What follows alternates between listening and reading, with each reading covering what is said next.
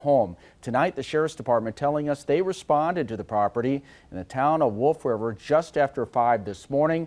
Emily Roberts joins us in the newsroom with what we know so far. Jason, the Sheriff's Office calls the deaths suspicious, but they're releasing very few details, including the cause at this time. We do know a person of interest is in custody.